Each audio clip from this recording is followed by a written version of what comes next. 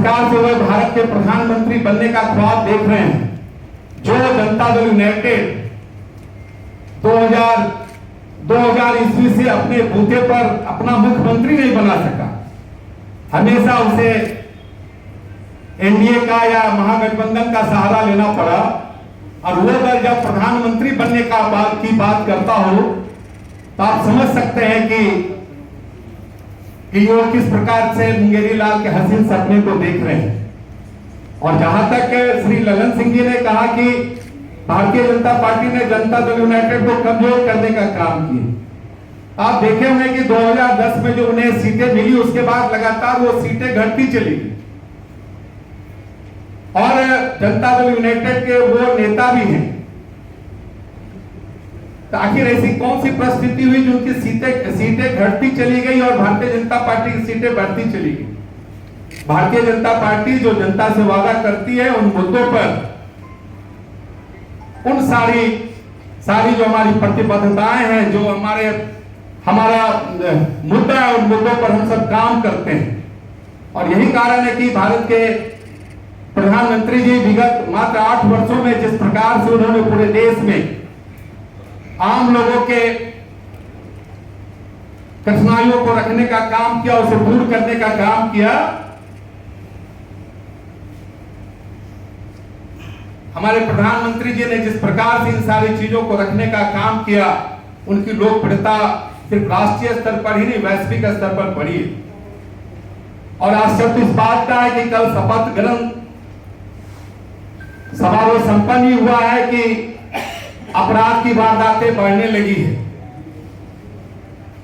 ये सारी चीजें बिहार को जिस नर्क की ओर ढकेलने का काम नीतीश कुमार जी ने इस तरह के नापाक गठबंधन को बनाकर किया है, वो आने वाले दिनों में बिहार के लिए एक बड़ा यक्ष प्रश्न हो गया है। बिहार के मतदाताओं को, बिहार के लोगों को तैयार रहना पड़ेगा। आने वाले दिनों में जब चुनाव होंगे तो किस प्रकार से इस पलटू राम को पलटने का काम करेंगे। ये बिहार की जनता के मन में जो ये आक्रोश है, वो धीरे धीरे ये आक्रोश 2024 में और 2025 में निकली। लगाकर जिस प्रकार से उन्होंने अपनी बातें कही है, ये दुर्भाग्यपूर्ण है। उनको अपने गिरेबान में झांकना चाहिए कि किस प्रकार से भारतीय जनता पार्टी के सशक्त उम्मीदवारों को 2020 में उन्होंने हराने का काम किया है। इसके साथ जो सबसे बड़ी बात है कि अपने महत्वाकांक्षा के लिए जिस प्रकार से उन्होंने आत्मसमर्पण किया और जिस प्रकार से लगातार वो पलटी मारते गए, आने वाले दिनों में जो बिहार के मतदाता है वो भी इनके साथ अब पलटी मारेगी। भारतीय जनता पार्टी भारत के यशस्वी प्रधानमंत्री श्री नरेंद्र मोदी जी के नेतृत्व में देश के सर्वांगीण विकास की ओर सबका साथ, सबका विश्वास, सबका के अभियान पर चल रही है। और लगातार केंद्र का सहयोग इस राज्य को भी मिल रहा था। लेकिन हम जिन मुद्दों को लेकर सरकार में आए, बिहार की महान जनता के साथ जो हमारा कमिटमेंट है, जो हमारी प्रतिबद्धता है, उसको अंजाम तक पहुंचाने के लिए हमें सदन से सड़क तक बिहार के विकास की बात करनी है और हम करेंगे। इसके लिए हमें सड़क पर भी जाना हो तो निश्चित तौर पर जाएंगे। सदन में जो अपनी बातें कहने का अधिकार है, उस बातों को भी पूरे मजबूती से रखने का काम करेंगे। और आने वाले दिनों में 2024 में जिस प्रकार से उन्होंने भारत के यशस्वी प्रधानमंत्री और वैश्विक स्तर पर पूरे विश्व के श्रेष्ठ नेता के प्रति इतनी अच्छी बातें कही है, 2024 में जनता इन्हें जवाब देगी। भारत के प्रधानमंत्री के बारे में इस तरह की टिप्पणी की अपेक्षा उनसे नहीं थी।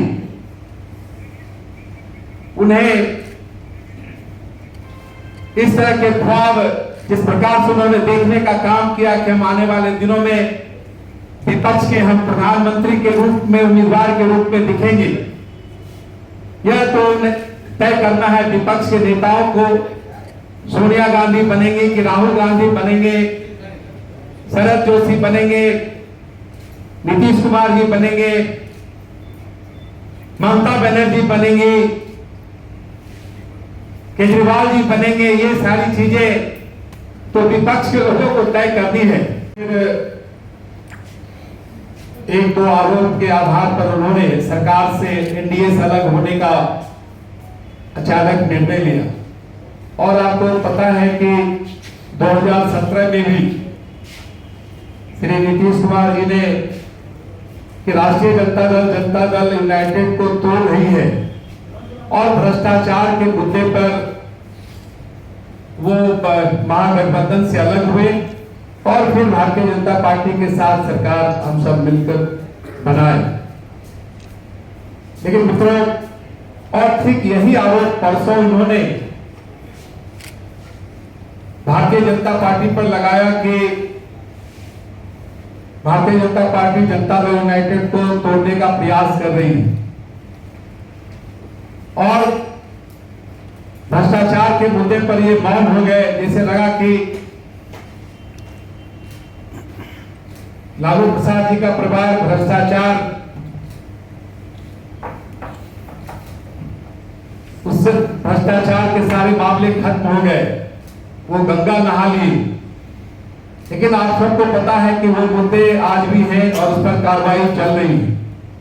और फिर जो जांच एजेंसी है या जो न्यायालय है वो अपना निर्णय देगी। मित्रों, इनके मन में जब जब प्रधानमंत्री बनने का भाव आता है तब इस तरह की बातें वो करते हैं, क्योंकि जो एक अकुलाहट है प्रधानमंत्री बनने की, वो अकुलाहट समय समय पर इस तरह के जनादेश के प्रति विश्वासघात करने का वो उन्हें अवसर देती है।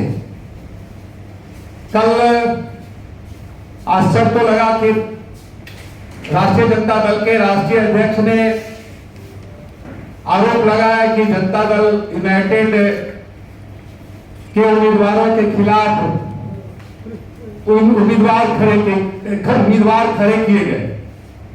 यह आरोप आधारहीन है और उल्टे उन्होंने हमारे जो 3 उम्मीदवार हैं उनके खिलाफ अपने उम्मीदवार खड़ा किए। और जैसे गोवा विधानसभा क्षेत्र में उन्होंने मनोज शर्मा के खिलाफ श्री रणविजय सिंह को उम्मीदवार बनाया और उसी प्रकार से कैमूर में श्रीमती रिंकी पांडे के खिलाफ में उन्होंने श्री प्रमोद पटेल को उम्मीदवार बनाया। और बैकुंठपुर जो गोपालगंज जिले के अंतर्गत विधानसभा क्षेत्र है, वहां से हमारे दल के पदाधिकारी प्रदेश के उपाध्यक्ष श्री मिथिलेश तिवारी जी के खिलाफ में श्री मंजीत सिंह को उम्मीदवार बनाकर उन्हें हराने का काम किया। और ये तीनों आज जनता दल यूनाइटेड के राज्य और जिला के पदाधिकारी बने हैं।